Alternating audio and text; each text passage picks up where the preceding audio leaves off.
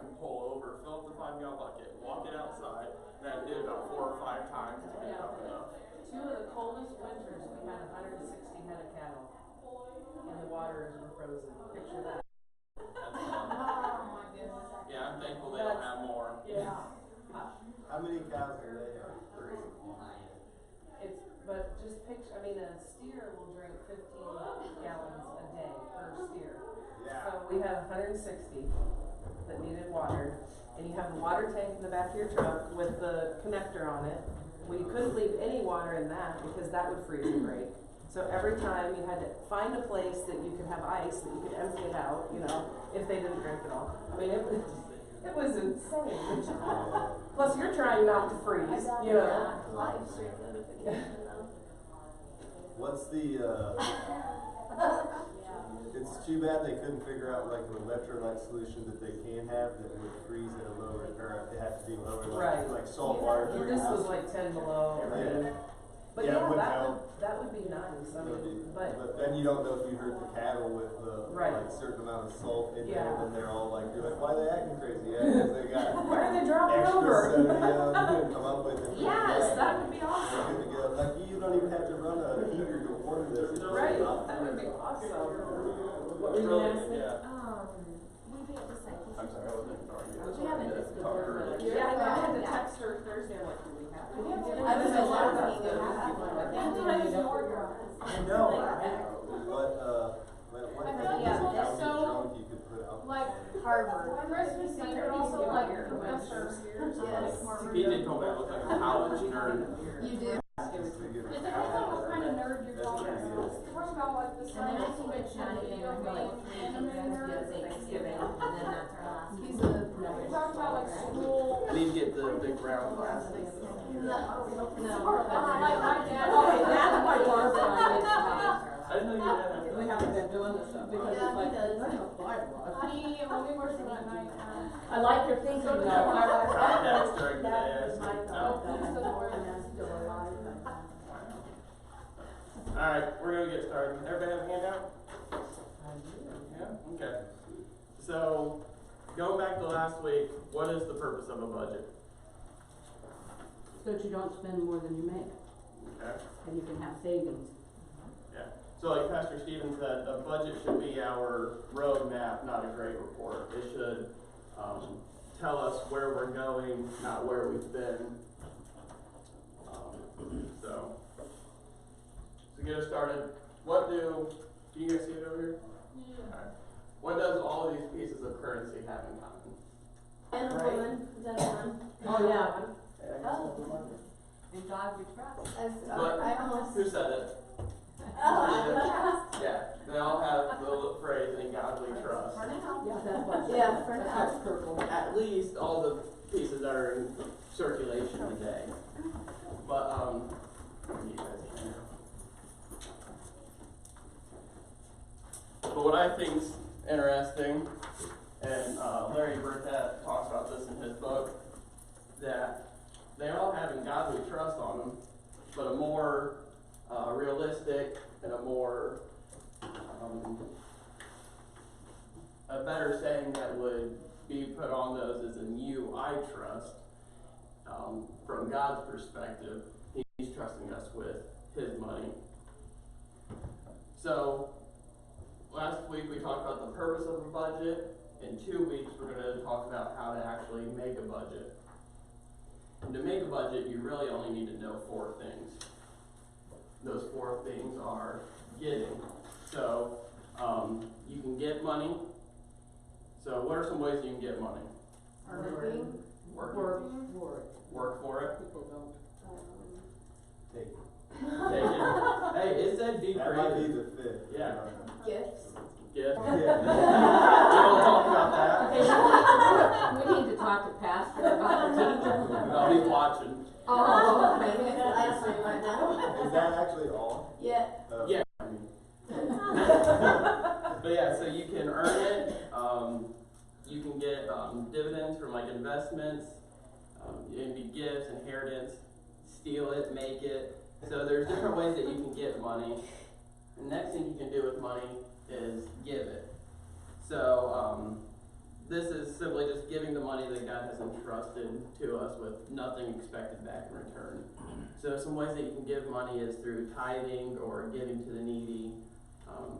PJ has this little saying that he says, there's basically only two things we can do with money is give it to God. Proverbs 13:7 for me, that'd be great.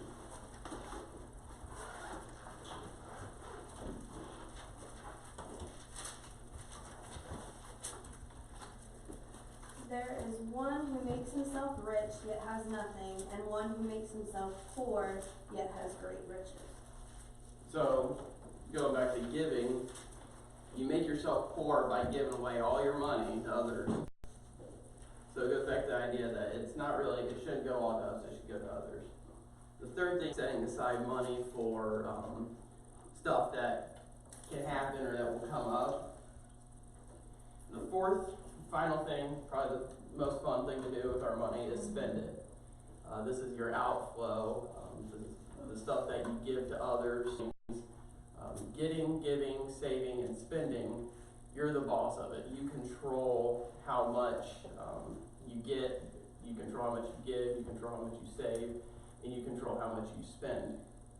So an example of this is if someone gives you a $100 bill, you get the $100, you can give $20, you save $30, and you're not going to be able to give $20 of it. You'll have to customize that to yourself. If you're getting more than $100, obviously you can give more than 100, save more than, give more than 20, save more than 30, so on and so forth. So your budget should include everything from income to outflow to bills, debts, accounts, investments, all of that. So how will you boss? Like I said, you're really in control of your budget. You should be willing to look at other options, get a different job, more hours, so on and so forth. So you're really the boss of what you can do with your money. So you have to ask yourself, how will you boss? Will you boss with selfishness or stewardship? Luke 16:11 through 13. Somebody can read that for me. If therefore ye have not been faithful in the unrighteous mammon, who will commit to your trust the true riches? And if no servant can serve two masters, for either he will hate the one and love the other, or else he will hold to the one and despise the other. You cannot serve God and mammon. Okay. So this has been a verse that we've come back to multiple times throughout this class. It really comes down to the idea of how with it, with others' money, or with God's money. It's not yours. So will you act in stewardship or in selfishness? Will you do what you want with it? We see this in the parable of the talents in Matthew, that the last servant does what he thinks is best with it, not what the master thinks is best. And the master calls him wicked and sends him out because he hasn't been a member, and this is where you guys participate as a class. First question, whose are you? God's. Who owns the wealth? God. To whom will we answer? God. So we have to boss our finances the way God says is best. Because you just answered, we're God's, so he's our master. It's God's wealth that we're taking care of. And you boss with priorities or feelings. So Proverbs 13:12, and I'll read that one.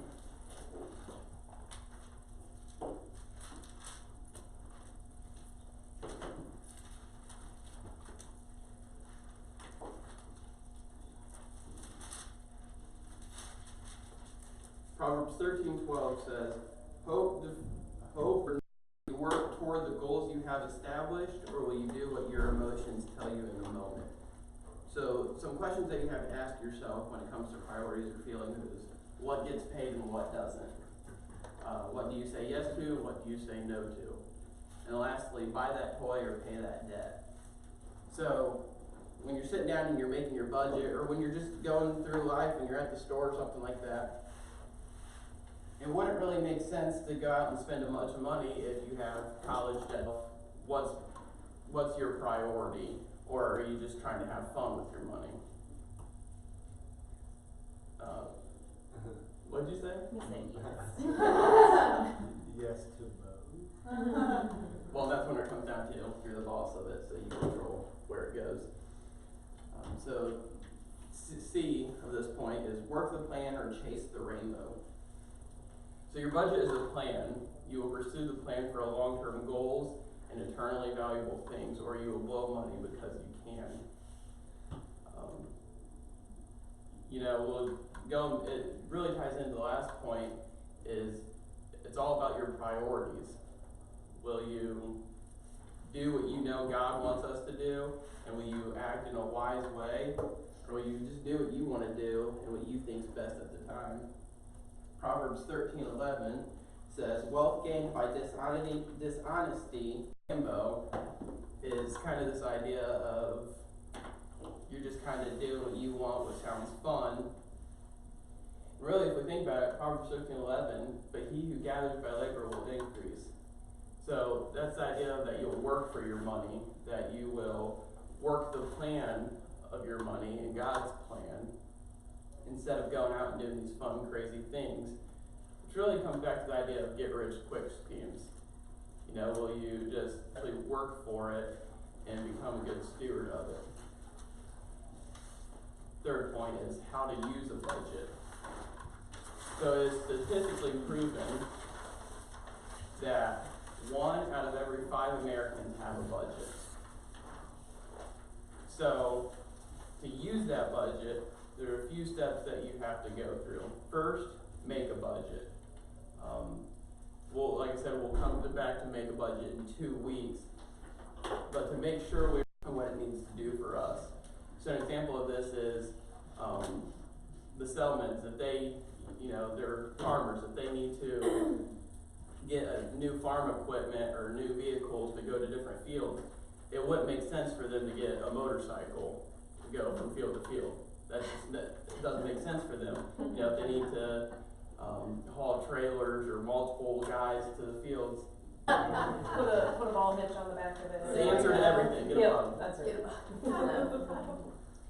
But no, so when you make a budget, you should really do it in the way that fits your needs and the needs that God gives us. So another example that I have here is, it would be silly. Other than my car payment, I don't have any. It's going to look a lot different than my budget. It would be crazy for them to try to live off of my budget because they have a 4-element family. I'm 1. So you really have to live in by the budget. Yeah. So I've been guilty of this, is just making a budget, and then when it comes down to money from this account to put in this, and you'll say you'll pay it back, but we all know you never do. Pictures. So if your priority, an example of this is if your priorities are your car payment, your house payment, and paying off your college debt, at the top of your budget, have an essentials category, and put that stuff there. Mascot. Put a picture of your car on there. And the same thing with your goals. If you're saving up money to take that's what you really want to work towards. You're not just spending your money on random things, and you're not just putting it random places. So when you get your priorities set, to stop when the cash runs out. Pastor Stephen talked about this last week. He had a friend that said, here's the line. If you don't make, if you're after the line, I'm sorry, you're not getting the money. So you have to be able to be disciplined. That was funny. You have to be disciplined enough to tell yourself when you get to that line, you're not spending anymore. Dave Ramsey recommends starting with cash envelopes. Up the cash and put it in envelopes. An envelope for a car, an envelope for tithing, an envelope for house payment, an envelope for savings, so on and so forth. And when you budget that out, however fits your needs, you take those envelopes and you spend out of those. Well, if you have your spending envelope, and you can. So the third thing you have to do is adjust your lifestyle where needed. We've talked about this multiple times. The Macy's up here. If you're spending that much on clothes, I can't remember. Is that a month? Yeah. Is that really? Yeah. A month or a year. I think it's a month. That definitely shouldn't be a week.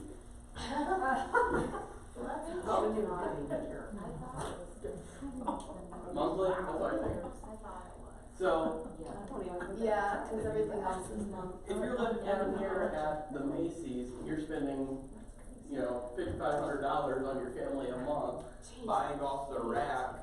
Here. You said that's a four. Yeah, but no four I think it was Brian and Bill's Five I don't know, I'm $5,000 pretty a sure month. there's people who probably do. I'm pretty sure and that's a full outfit. He Yeah. said that's shirt, pants, and I think shoe makes more sense. Cause that would be $66,000. Yeah. Oh, okay, then that's. Did that every month. Alright. And like, most people don't even make that, so. They would be like, well, That's yeah, you called didn't buy credit anything, card. even clothes. I don't have a house or a car, but I have my clothes. I don't have food if you're buying that much on clothes. Hey, You might not make it Beg in a for year, but you'll look good. Two. but no, if you're living down there at the buying off the rack at Macy's, you know, and you're getting to the point where you can't buy food or you can't buy, pay your house payment, and you're getting foreclosure notices and whatnot, obviously you need to adjust your lifestyle a little bit. You need to back it down, maybe to just the Kohl's clearance. Maybe you don't need to go all the way to the Goodwill or Thrifty lifestyle. So this Macy's does have a clearance rack. Don't let them fool you. But you can go to Macy's and buy, get the $8 shirt instead of the $30 shirt. Little things like that will help out along the way. Then is give money, and don't give accidentally. Include it in the budget. So when you're making your budget, make sure, or one of your top money. So a lot of people, it's something I thought of when we were talking to PJ. When I was talking to PJ, a lot of people say they're going to give 10% to the church, or give 10% back to God. Well, really, how we should think about it is God is allowing us to have 90% of it. He's allowing us to have all of it, and we're just giving it back to better His church and better His people. So give money. Number 5 is save the money, and don't just make the budget spending items. It's easy to write down, okay, I want to put this much on my car payment, I want to put this much on my house payment, I want to spend this much on clothes, this much on food. It's easy to do that, but let's say your car breaks down, well then what are you going to do? Because all your money is already budgeted towards spending items. So you have to purposefully put money aside for saving, because you never know what life's going to throw at you. Dave Ramsey says you should always have $1,000 as an emergency fund right off the bat. Yeah, and once you get to that $1,000, don't just stop putting money in there, because if you need to use that $1,000, then you'll come back to it. Number 6 is know where your money is going. Follow up each month to see if you work the plan, and this will take a couple of months, so maybe some trial and error periods, but at the end of each month, when you're done, go back and see, all right, did I spend what I said I was going to on clothes? And if you didn't, like I said, number 3 is adjust your lifestyle a little bit. Because if those are your priorities, make them your real priorities. Number 7, stay true to the original. Don't just rewrite your budget at the end of every month because of what you spent. Keep the plan, budget, and track how well you stayed on the plan. And we talked about this, I don't know where I actually talked about it at, but, Pastor Stephen talked about it last week when he said it's a roadmap, not a grade report. If you're treating your budget as a grade card, and at the end of every month it's just telling you this is what you spent and this is where you spent it, your budget's doing the wrong thing. Your budget should really be, this is where you need to go, and this is what you need to spend on this item. So stay true to the original. Don't rewrite it just because you want to spend more in another location. Number 4, practical ways of getting more. When we have money trouble, there are really only 2 options that we can do to fix that money trouble. We can make more, or we can spend less. So the question that lies here is, how can we make more? So if you guys want to throw out some answers of some tips or guidance of how you can make more, you could get a new job, get a second job. Do like babysitting on the side, or like some people that are really creative, like make things and sell them, or like photography. Yeah. So So use your hobbies and use your talents to make more money. A lot of the things I listen to call these side hustles. Yeah, that's side hustle. Yeah, Tom, I always do Tom that, you know, because of the music, that it was a good thing that one of us didn't want as many things, so there was always something in music, like instrument, equipment. So what he did, especially because, you know, back when the kids were growing up, we couldn't afford it. And, so he started playing, like he did hospital, like played for hospital dinners, and he was always back. And that money was always put aside for what he might want next. Now, there was a couple of times where we had a emergency, you know, car broke down, so, and we actually used it, but that's what he always said, that was his. So that was a way of, you know, you use your talents, that, it was still prioritized, it was for that, but there was time when, you know, we needed it, so. Yeah, some other things that he put down here is, sell some stuff, rent out things you own, so if you had, you know, extra property or an extra vehicle or tools, you know, big equipment, you can rent that out. Ask for a raise at your job or work for a raise at your job. And then everything that else is on here is stuff you guys said. In my life, you know, I don't really have that many expenses, but I have my truck, low payments, you know what, it's not super crazy, but I don't like having that debt over me. So, although I am getting paid to work here at the church, I start actually tomorrow being the crossing guard at Galion. It's just the mornings, it's 10 hours a week, but it's an extra $100 coming in.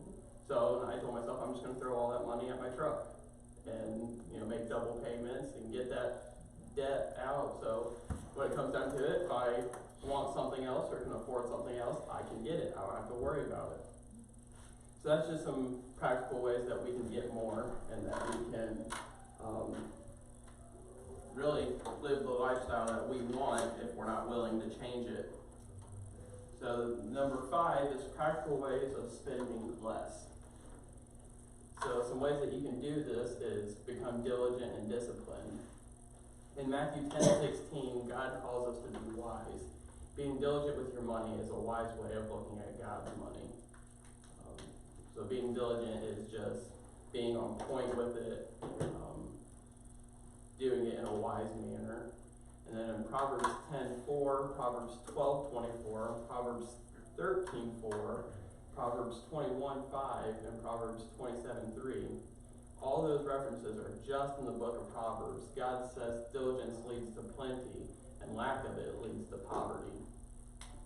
So there's other references you can go to in the Bible, but just those 1, 2, 3, 4, 5 references out of the book of Proverbs, God tells us that if we're not diligent with our money, if we're not disciplined with our money, it leads to poverty and it leads to unhappiness, really. Like, you know, if you can't change your lifestyle, you're going to be unhappy. So just there, it tells us that we need to be more diligent and disciplined. And you know, let me give you an example of this, because for everybody, has there ever been something that you think, oh, that would really be neat to have? And we went through this, and but we learned to, instead of giving in an impulse and thinking, yes, okay, is this gonna change my life in any way? Is this gonna really bring me joy? And then also we'd step back and say, not today, pray about it. And 9 times out of 10, we never bought it, because it never, and then, you know, and I look back and I think, didn't change my life because I didn't buy it. So, in a way of discipline, when you really get that, you know, think, I really like to have that, do I need it? Is it gonna change? And then step back and pray about it, because it does work. I mean, even on big things, sometimes you go to buy a car and you know what you can afford as opposed to what you see and you think, oh, you know. No, so. Well, going back to that, we talked about that a couple weeks ago with especially the cars, is do you really need that 2019, I think it was a Camry he talked about, and you're gonna be out $20,000 at the end of it? Or could you live with the 2012 and only be out $6,000? You know, if it's a nice car and if it gets you from point A to B and it's safe, why would you, you know, yeah, sure you can have the newer model, but what's it gonna do for you? It does the same exact thing. So yeah, being disciplined and only living by your priorities or what you need. The second way of spending less is don't have so much stuff. Stuff takes up time and stuff demands money. Pastor Stephen talked about this with his four-wheeler. It's cool to have a four-wheeler. It's, you know, his guns. It's cool to have guns, but when you're done using the guns, you have to sit down and take time to clean them and put them away and get them ready to use for next time. So that's time that you could be, you know, doing those side jobs or working extra hours at your job. Or with your four-wheeler, you know, if it breaks down or you need to change a spark plug or change fluids, that's taking more money for that one item, and that's without even having to put time, you know, that's without putting time into it.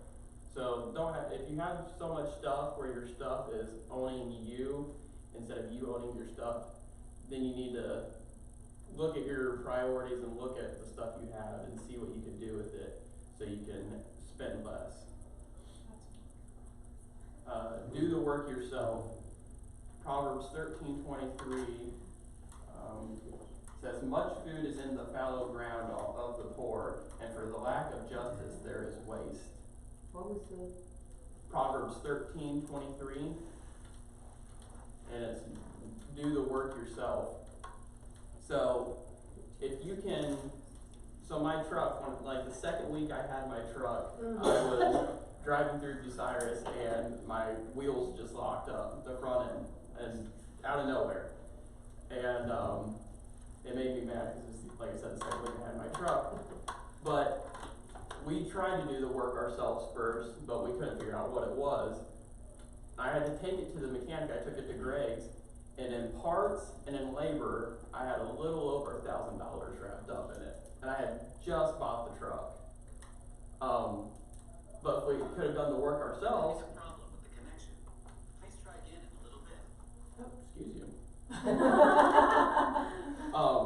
If we would have done the work ourselves, we would have easily saved, you know, $600, you know, whatever it is, around the house. You know, if you know somebody or if you're a little skilled in, you know, electrical work, do that instead of hiring somebody to do it. It's just like food. Everybody's like, oh, food is so expensive. But really, it's not. If you go buy all the ingredients to make food from scratch, you can eat very cheaply. Well, but and then still healthy. to build on that, if you grow the food yourself or raise the food yourself,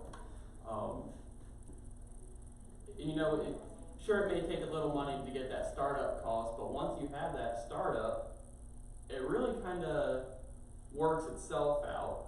You know, if you, let's say you have a garden this first year, well, you save some seeds from that garden, and you plant next year. And you save the seeds from that, and you plant next year. And if you're really good, you grow extra and sell the extra to pay for what you're eating. There you go. See, Miss Mindy has it down. But so yeah, do the work yourself. We, you know, find a couple guys out of the church or people that are skilled in that area, and we do the work. Mark Fathers and I just painted the kids' hallway down here. And that I had about 15 to 16 hours wrapped up into it. And I know he did a lot more work. I'd say he probably had about 40 to 45 hours wrapped up in it. And let's say we would have paid somebody to do that, and let's say we would have been out a lot of money. But since Mark and I and a couple other people from the church helped painted that, we saved the church money. And that's just a couple little examples of way that you can save money by doing the work yourself. D is be thrifty, not cheap. So the difference in thrifty and cheap is thrifty is balancing out the whole thing. Return policy is quality, stuff like that. Cheap is when, you know, let's say you go to Goodwill because you want to save a little bit of money and you see a shirt you like, but it has holes in it, or, you know, it just doesn't make sense to buy that when you could spend a couple extra stuff and really buy, you know, the same shirt that will last you a couple more years. So cheap's kind of like but it's still better quality. And if it doesn't work out for you, you can return it, get something else or get your money back. Cheap would be, it's the same price, but it's lower quality and you don't have as many quote unquote benefits to it. Cheap is where furniture is. What if you go so low, like if you're in college and you don't care that you're gonna break it and it's gonna be no good, that's cool because it lasts you 4 years and it's $100. Yeah. But if you had a coffee table like when we first bought ours and stuff, it was just us, no girls. Well, then after years of like us using it and the girls, yeah. I mean, sure, we got our money out of it, but Yeah. like it didn't have a place where it's not you couldn't fix it. Whereas like some furniture that you buy, if like you made a mistake with it or something, so how high quality you want of something, and it usually is going to be there years later. Like that's why people fight over when people get older. Like my sister, when my mom passed away, she was like, "Dad, you know, it's sort of horrible to say that, but she said, I'm taking that when it's not yours." And he's like, because it's been there our whole lives and it's a nice piece of furniture. So you start barking and he goes, "I don't care what you do with that," because it's all your mom, your mom liked it, not me, but whatever. You get what you paid for. Yeah. So if you're, and really, going back to the clothes, Goodwill or the Kohl's clearance, you could probably find the same shirt at Goodwill that you could find at Kohl's. And sure, it may be a couple dollars cheaper, but like I said, what if it has holes in it, or what if the simple fact that you don't like wearing other people's clothing, or the other people's clothes that other people have worn. That's a lifestyle issue, but spend a couple more dollars. He just washed it a couple times. Yeah, Have you ever been to Goodwill? Yeah, a couple times. Okay, but they don't usually stock anything with holes. A zipper on it. They don't do that. Well, listen. It's Stop making my job difficult. Okay, sorry, I just wanted to make sure you answered. Gabriel Brothers does that sometimes. You'll watch whether it's like rejected from the factory for some reason. It might have a misprint, or it might be sewed funny, or it might have a tear in it, and you gotta watch it. Okay, Gabriel Brothers. let's not say Goodwill, what a garage sale. There you go. Oh, yeah. Okay. We got you. But you know what, like, we get a lot of stuff for the kids at Once Upon a Child because it's way cheaper and they're in it for like 2 months. But there are things there that you can tell they've been worn a lot, it's like real thin, it's probably gonna rip, versus things that look like they've never even been Still worn tag for the on same price. Yeah. So, That's always the best feeling to buy something that still has tags on it. for like $2. And if you can go, Destiny shops at Plato's. Yeah. And she went in there and bought, 3 or 4 American Eagle shirts with the tag still on it, and walked out and only spends $15. And if you go to American Eagle, the idea of being thrifty. And plus being thrifty, I think too, is buying things that you actually need and not being impulsive and buy stuff and get home and think, why did I do this? Yeah. Buy used. Craigslist and Facebook Marketplace are wonderful creations. So are Galion garage sales. Yeah, well, if you can, find the stuff on there, and let's say you maybe banged up work in there and spend $100 less, or whatever. And that's just really a practical way of spending less, is buying used. Remember I told you I bought that TV stand when Ashley and I first, and the dude Literally, Yeah. just a small scratch on the table and it needed missed like it was one missing a little hinge hinge that I place. bought. I was like, "Are you sure?" I said, "This is broken, I'm gonna have to fix it." He goes, "Alright, I'll give it to you for like $100." And it was like $300. Nice. No, it was like $400. Yeah. Yeah. I mean, it's not worth the $400 in the first place. It was probably worth the $100 I spent, but that's the funny We part. found our kitchen table on the Galion garage sale site. It's just got a little bit of nicks from like wears and tears, and we have a brand new table with 16 chairs, and But it does its job, doesn't it? yeah. So if it does what you need it to, then why spend that extra $300 or whatever? Joe and I were talking about this last week. I have a leather laptop bag that was in the office when I got the office, and it's Eddie Bauer, and I wanted a leather one just because it looks a little nicer, but I looked at them and I was like, there's no way I'm spending $200 on a laptop case. No.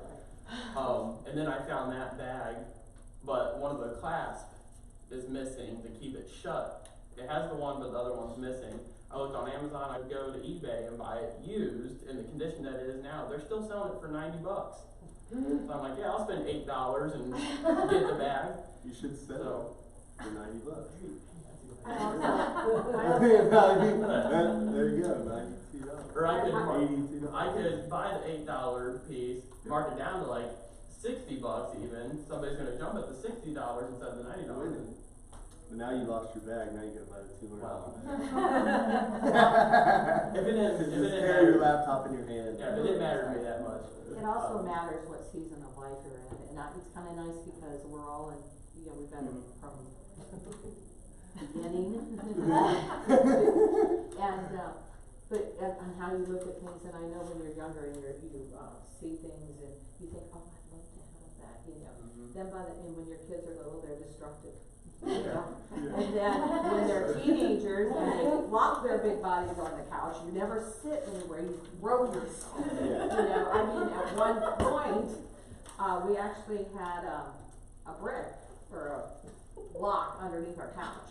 Yeah. Because it was like, I'm not buying a new couch, they're just gonna kill the next one. Yeah. The couch. You know, now I look at the couch and I could probably use a new couch and I think, oh, who cares? You know?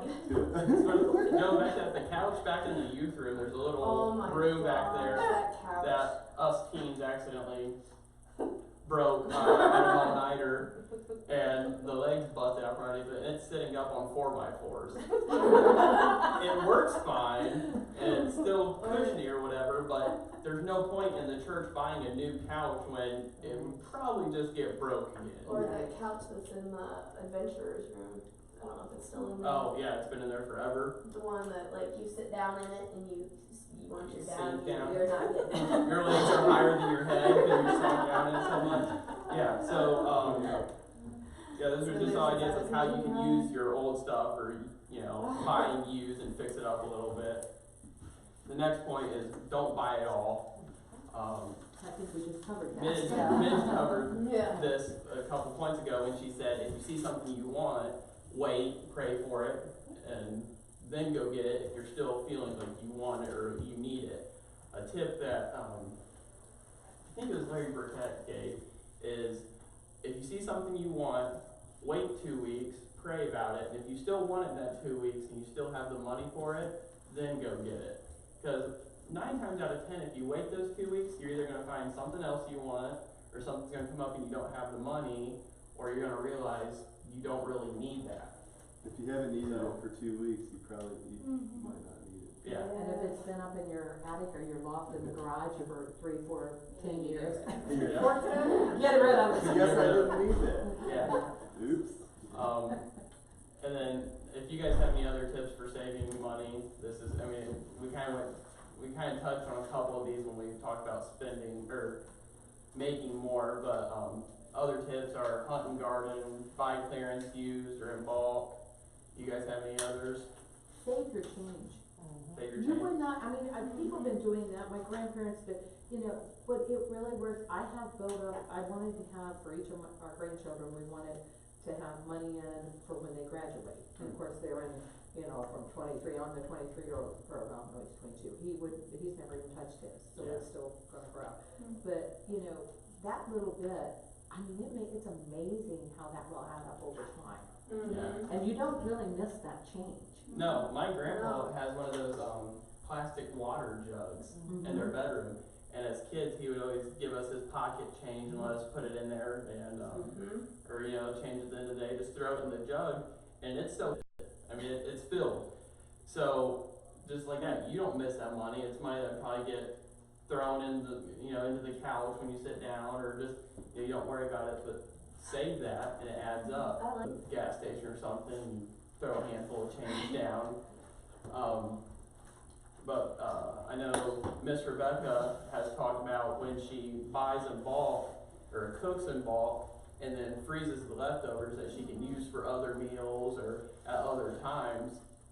That's a way that you can spend less, is going to Sam's Club and buying a lot extra food, freezing it or canning it, and then instead of going out and buying lunch one day, just use that meal that you've already had. Shop around, look for deals, plan ahead. Meals Yeah, all these stores like that, shop around at different stores or even online. And then a big part of it is just planning ahead, so, meal plan, plan when you're gonna go out to eat, plan date nights, trips, and whatever your priorities are. And also, when you do that, like, say you plan so much for food, you have so much for gas, and you don't use the gas, all the gas money for, say, November, you don't spend it. Yeah. Keep it in there because maybe December, you're gonna use a lot more. So that's one thing people fail at is because they think, oh, that's extra money, I can spend it. No. I spend a lot more on food in November than any other month. I think so, well, I think, as you say, Yeah, these 2 November, months are when holidays. people will shop for the food and all the other. So that's all part of the discipline too. Well, and going back to the planning ahead, Destiny's grandma does this. She has an app, I forget what it's called, but throughout the year, you make an account and you set up, say she wants to buy gifts for 5 people for Christmas. She puts the 5 people's names in there and she puts how much she would like to spend on them. And when her paychecks run through that account, it takes a little bit of money out of each paycheck and puts it into those grandkids' accounts. So when it comes down to Christmas time, she's not shocked by the big bill that's coming in because she just bought gifts for 5 people. Throughout the year, she's been setting aside a little bit at a time.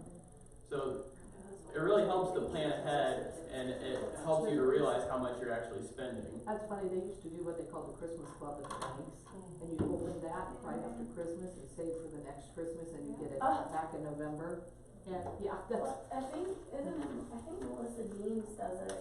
She will go, she probably after this Christmas, she goes out the next day or so, or a couple days after, and then she's already got next year's Christmas done, and she's done for the year.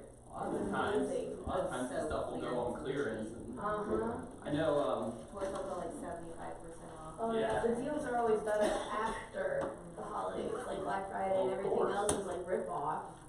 Rich Bird's neighbor, when we were doing the trick or treat outreach, she told us, last year, after trick or treat, like the week after Halloween, she went to the store, bought a couple big bags of candy that are usually $20, bought them for like $5 each, threw them in her freezer, and that's what she used for trick or treat this year.